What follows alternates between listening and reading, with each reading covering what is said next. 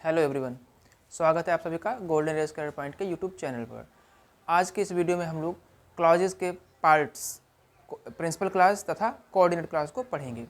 जैसा कि क्लॉज के पार्ट 1 वीडियो में हम लोगों ने क्लॉज की डेफिनेशन और कुछ महत्वपूर्ण पॉइंट्स पढ़े थे, और आज के इस वीडियो में हम लोग उसी के आगे से कंटिन्यू करेंगे।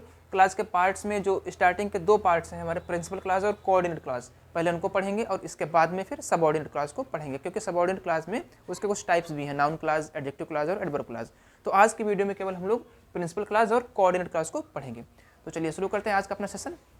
जैसे कि आपको डेफिनेशन बता चुके हैं क्लॉज की, ठीक है। एक ग्रुप ऑफ सेंटेंस जिसका अपना स्वयं का एक सब्जेक्ट और प्रेडिकेट होता है, क्लॉज कहलाता है। क्लॉज के 3 पार्ट्स बताए थे हम लोगों ने, 3 काइंड्स बताए थे।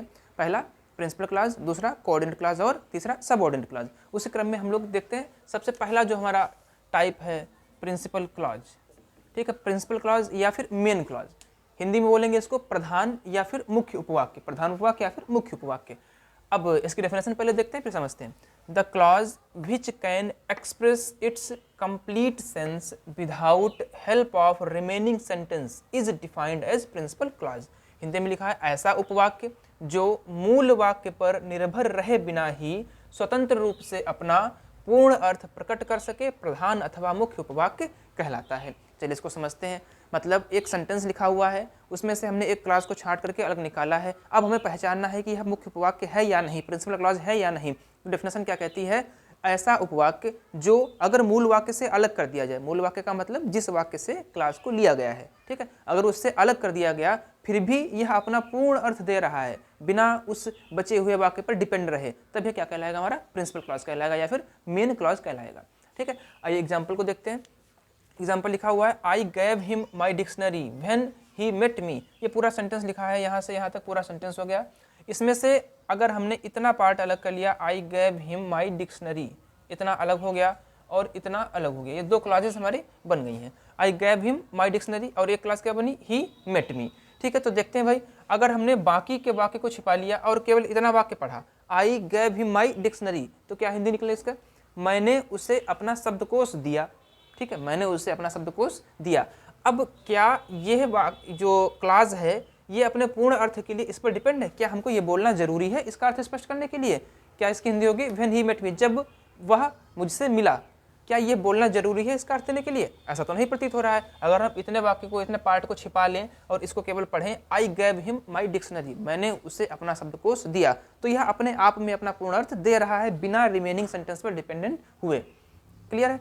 तो बस यही डेफिनेशन है कि एक सेंटेंस का ऐसा भाग, ठीक है, जो शेष वाक्य पर डिपेंड रहे बिना अपना पूर्ण अर्थ दे दे, क्या कहलाता है? हमारा प्रधान या फिर मुख्य उपवाक्य कहलाता है, प्रिंसिपल क्लॉज कहलाता है।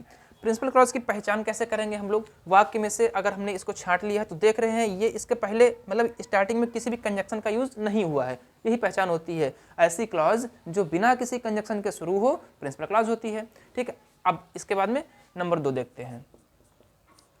दूसरा हमारा काइंड क्या है क्लॉज का? दूसरा काइंड है कोऑर्डिनेट क्लॉज, हिंदी में समान पदीय उपवाक्य।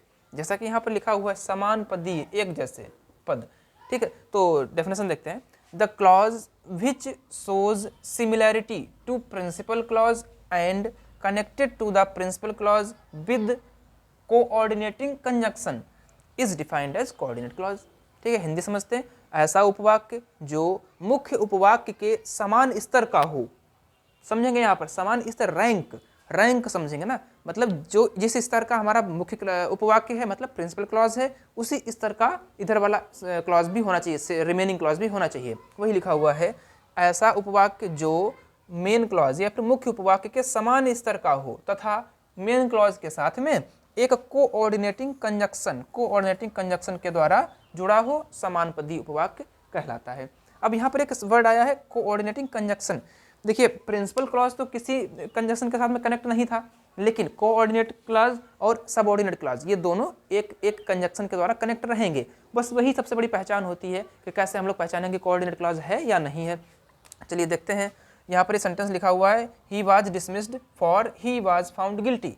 इसमें से अगर हम क्लॉजेस छांटे तो एक क्लॉज ये बनेगी ही वाज डिसमिस्ड, उसे निकाल दिया गया, और दूसरी क्लॉज बनेगी ही वाज फाउंड गिल्टी, उसे अपराधी पाया गया, ठीक है। पूरे सेंटेंस में से हमने 2 क्लॉजेस छांट लिए।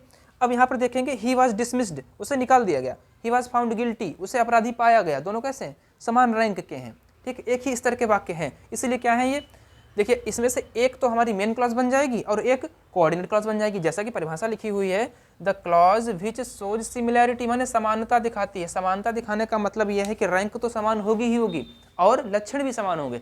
जैसे प्रिंसिपल क्लॉज की परिभाषा क्या बताई गई थी, ऐसा क्लॉज जो मूल वाक्य पर डिपेंड रहे बिना स्वतंत्र रूप से अपना पूर्ण अर्थ स्पष्ट कर सके, प्रिंसिपल क्लॉज कहलाती है। और सेम परिभाषा हमारी कोऑर्डिनेट की भी होगी।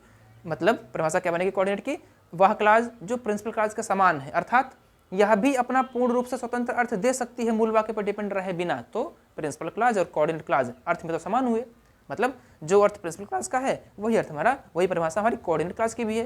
कहने का मतलब यह है कि प्रिंसिपल क्लॉज तथा कोऑर्डिनेट क्लॉज दोनों मूल वाक्य पर डिपेंड रहे बिना स्वतंत्र रूप से अपना अर्थ दे सकते हैं। मतलब अगर सेंटेंस से अलग कर दिया जाए, ठीक है, बचे हुए सेंटेंस को ना पढ़ा जाए, फिर भी ये अपना अर्थ क्लियर कर देते हैं। फिर अंतर क्या हुआ, फिर कैसे पहचानेंगे कौन सी प्रिंसिपल क्लॉज है या फिर मेन क्लॉज है और कौन सी कोऑर्डिनेट क्लॉज है? बस यही अंतर पहचान बताने के लिए यहाँ पर लिखा गया है कि कोऑर्डिनेटिंग कंजक्शन के द्वारा जुड़ी रहती है। अब आप लोग देख सकते हैं कि इसमें से एक क्लॉज ये है और एक क्लॉज ये है, दोनों में से किस क्लॉज के पहले कंजक्शन लगा हुआ है? इस क्लॉज के पहले तो कोई कंजक्शन नहीं है, लेकिन इस क्लॉज के पहले कंजक्शन है। तो यहाँ पर जो ये कंजक्शन लिखा हुआ है इसको पहचानेंगे कि क्या ये कोऑर्डिनेटिंग कंजक्शन है। अगर है तो ये हमारी कोऑर्डिनेट क्लॉज हो जाएगी, अगर नहीं है, अगर सबऑर्डिनेटिंग कंजक्शन होगा तो ये हमारी कौन सी क्लॉज होगी? सबऑर्डिनेट क्लॉज होगी, ठीक है। तो यहाँ पर एक कंजक्शन ज़्यादा मायने रखता है। अच्छा, अब देखते हैं जरा परिभाषा को इसमें लगा करके देखते हैं कि क्या सही है कि नहीं। जैसे मान लीजिए हमने बाकी के वाक्य को छिपा लिया इतना, ठीक, इतना केवल पढ़ेंगे, ही वाज डिसमिस्ड, उसे निकाल दिया गया। तो यह देखिए बाकी बचे हुए वाक्य पर निर्भर नहीं है और अपना पूर्ण अर्थ दे रहा है, ठीक है। अच्छा, अगर हमने इतने को छिपा लिया और केवल इतना पढ़िए, ही वाज फाउंड गिल्टी, उसे अपराधी पाया गया, तो क्या यह अपना अर्थ देने के लिए बचे हुए वाक्य पर निर्भर है? ऐसा तो नहीं है, ये भी अपना पूर्ण अर्थ दे रहा है। तो यह क्लास और यह क्लास दोनों अपना पूर्ण अर्थ दे रही हैं, अगर हम इनको ना शामिल करें तब भी, ठीक है। तो इसमें से जिसके साथ कंजक्शन नहीं लगा हुआ है वो हो जाएगी कौन सी? प्रिंसिपल क्लास या फिर मेन क्लास। ये हो जाएगी प्रिंसिपल या मेन क्लॉज, ठीक है। और ये जो हमारा इधर का क्लास लिखा हुआ है इसके पहले ये देखिए फॉर कंजक्शन का यूज हो गया, और फॉर क्या है? एक कोऑर्डिनेटिंग कंजक्शन है। आने वाली वीडियोस में हम कंजक्शन पर भी चर्चा करेंगे, कैसे पहचानेंगे कौन सा कोऑर्डिनेटिंग कंजक्शन है, कौन सा सबऑर्डिनेटिंग कंजक्शन है, कौन सा कोरिलेटिव कंजक्शन है, ठीक है। कंजक्शन पर वीडियो बनाएंगे तब जाकर के क्लियर होगा कि कैसे हम लोग पहचानेंगे यहाँ पर कंजक्शन को। चलिए तब तक आज इतना देखते हैं कि ये वाली क्लास जो है इस कंजक्शन के साथ में, इस कंजक्शन के द्वारा इस वाली क्लास के साथ में जुड़ी हुई है। तो इस क्लास के पहले कंजक्शन आ रहा है, इसलिए ये वाली क्या हो गई? हमारी कोऑर्डिनेट क्लास हो गई, कोऑर्डिनेट क्लॉज हो गई। अब क्योंकि इस कंजक्शन ने इस क्लॉज को मेन क्लॉज के साथ जोड़ा है तो ये कंजक्शन कौन सा हो गया? कोऑर्डिनेटिंग कंजक्शन हो गया, ये कोऑर्डिनेटिंग कंजक्शन, ठीक है। तो क्लॉज के दो प्रकार हम लोगों ने पढ़े, प्रिंसिपल क्लॉज और कोऑर्डिनेट क्लॉज। एक लाइन में याद रखेंगे, प्रिंसिपल क्लॉज ऐसी क्लॉज होती है जो मूल वाक्य पर निर्भर रहे बिना अपना स्वतंत्र रूप से पूर्ण अर्थ दे सकती है, ठीक है। और यह किसी भी कंजक्शन के द्वारा कनेक्ट नहीं होती है, मतलब इसके पहले किसी भी कंजक्शन का प्रयोग नहीं हुआ होगा। कोऑर्डिनेट क्लॉज भी, अब चलिए कोऑर्डिनेट क्लॉज पर चर्चा करते हैं। क्या कोऑर्डिनेट क्लॉज भी प्रिंसिपल क्लॉज के समान ही होती है, यह भी मूल वाक्य पर डिपेंड रहे बिना अपना पूर्ण अर्थ दे सकती है, लेकिन इस क्लॉज के पहले एक कोऑर्डिनेटिंग कंजक्शन का प्रयोग हुआ होता है, ठीक है। तो आज के वीडियो में हम लोगों ने प्रिंसिपल क्लॉज और कोऑर्डिनेट क्लॉज को पढ़ा है। आने वाले क्लॉज पार्ट 3 में हम लोग सबऑर्डिनेट क्लॉज को पढ़ेंगे और उसके पार्ट्स जो कौन से होते हैं हमारे, नाउन क्लॉज, एडजेक्टिव क्लॉज और एडवर्ब क्लॉज, उनकी डेफिनेशन पढ़ेंगे और उनको पहचानना सीखेंगे, ठीक है। तो बने रहिए गोल्डन स्क्वायर पॉइंट के साथ में। Thank you very much.